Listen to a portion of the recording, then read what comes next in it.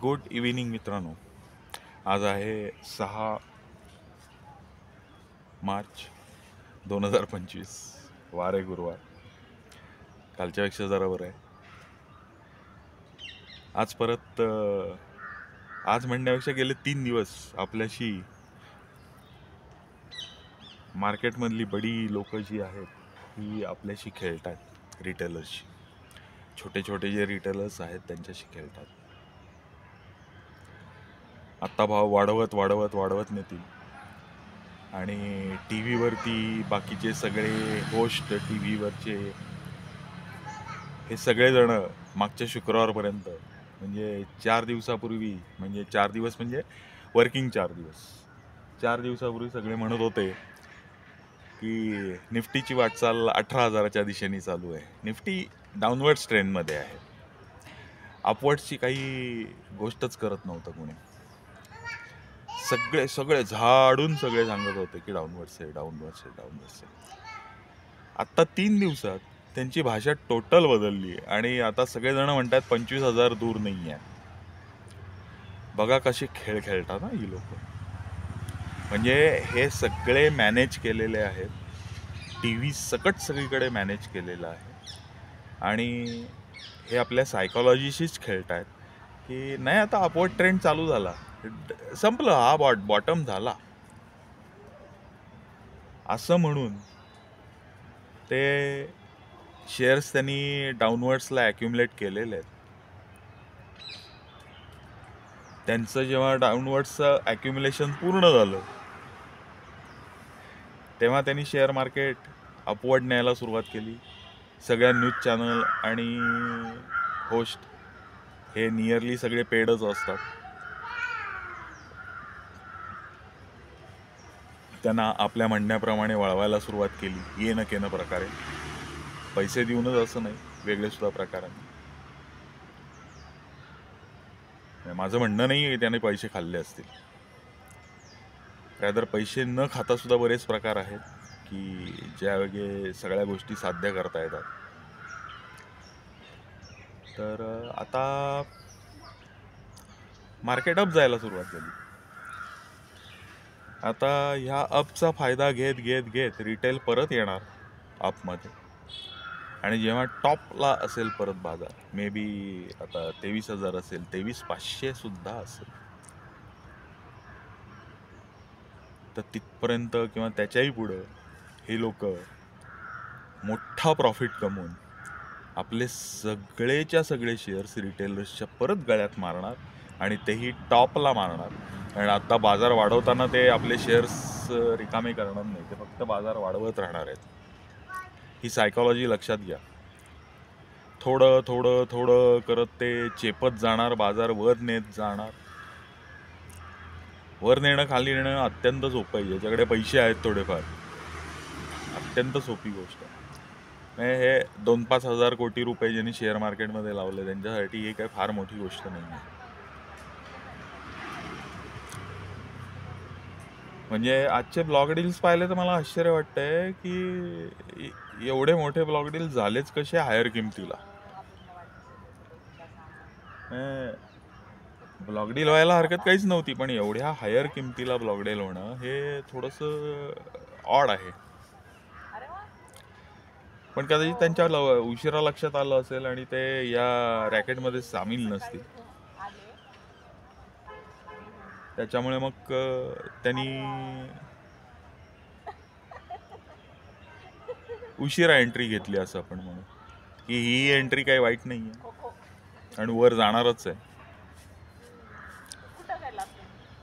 तर जेव्हा सर्व रिटेलर्स ह्याच्यामध्ये उड्या मारतील आणि जेव्हा रिटेलर्सची कपॅसिटी संपायला येईल तेव्हा मार्केट 100% क्रॅश होईल. क्रॅश. कारण ही सर्व मोठी मंडळी त्यांच्याकडचे सगळे ॲक्युम्युलेटेड शेअर्स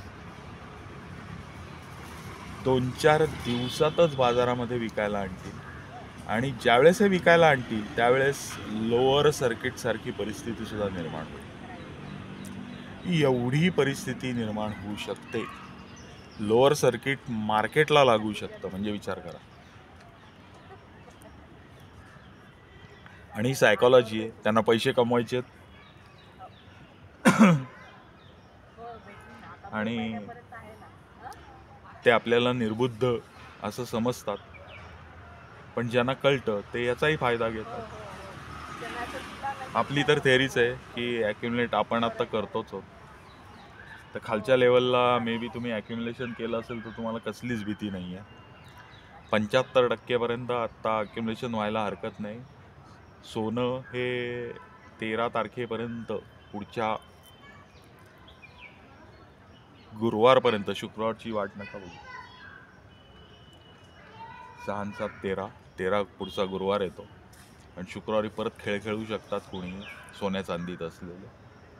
तर त्याच्यामुळे पुढच्या गुरुवारपर्यंत सोनं ॲक्युमुलेट करा.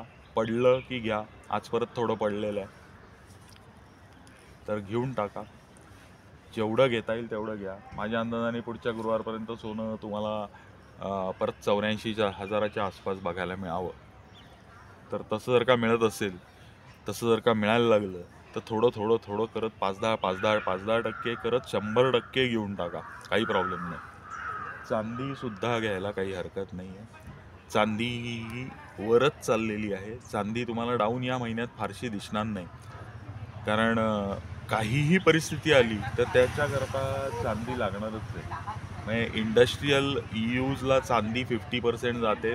50% ही इन्व्हेस्टमेंट किंवा दागिन्यांसाठी वापरली जाते.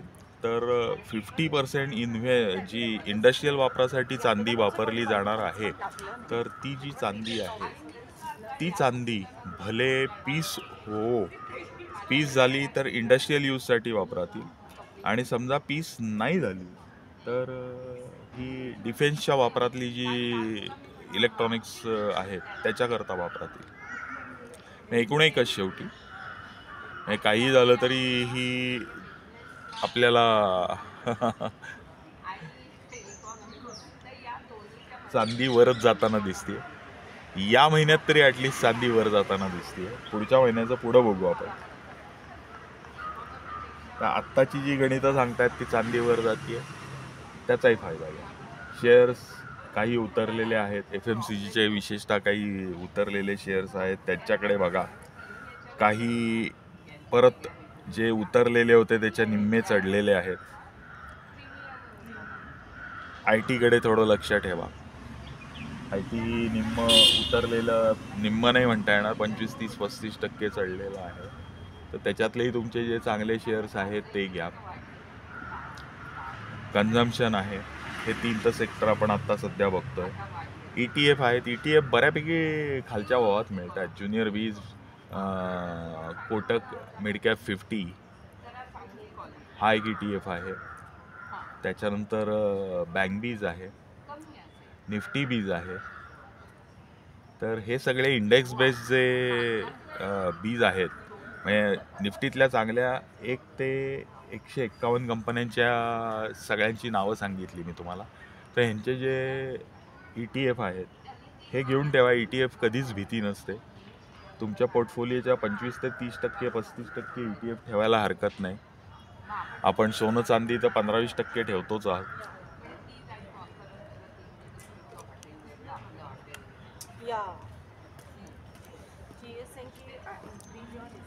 तर या दृष्टीने जर तुम्ही तयारी ठेवलीत, नथिंग लाईक दॅट. आपण बाजाराच्या मूडप्रमाणे लोक आपल्याशी जशी खेळतायत, त्या खेळण्याच्या मूडप्रमाणे त्यांची पुढची चाल आपण ओळखून आपण सोनं, चांदी, शेअर्स याच्यामध्ये काय करायचं आहे हे आपण त्यावेळेस ठरवू. किंवा अचानक मार्केट कोसळलं, ज्या क्षणी कोसळेल त्या क्षणी माझ्या लेक्चरची गरज नाही आहे. क्रॅश ज्या क्षणी तुम्हाला दिसेल त्या क्षणी शेअर आपल्याला विकतच घ्यायचे.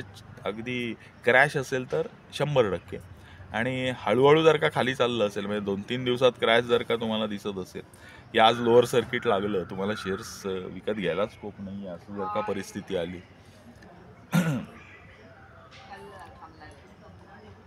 तर किंवा विकत घेणारे म्हणजे खाली डाऊन सर्किट लागलं म्हणजे विकणारे भरपूर आहेत, विकत घ्यायलाच कोणी नाही. तर तुम्हाला 5-10% हे असं घ्यायला हरकत नाही.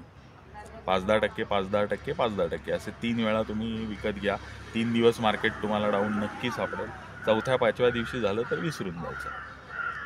शेअर मार्केट कधीही पडलेल्या अवस्थेत राहत नाही, वाढत जातच. डरना मना है हे आपलं ब्रीदवाक्य आहे. तर ह्या सगळ्याची गोळाबेरीज मनात करून ठेवा. आपण कसे फसलो जातोय हे डोळ्यासमोर आणा आणि आपल्याला त्याच्यात फसायचं नाही आहे हे लक्षात घ्या. त्या दृष्टिकोनातनं मनाशी विचार करा, विचार तयार ठेवा.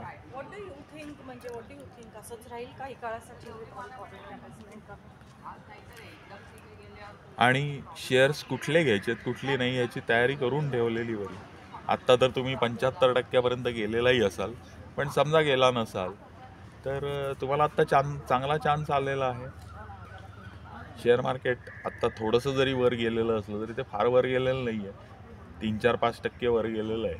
तेवढंही गेलं नसेल काय होतं. किती गेलं? आजचे 500 आणि आधीचे 100 असं धरू आपण.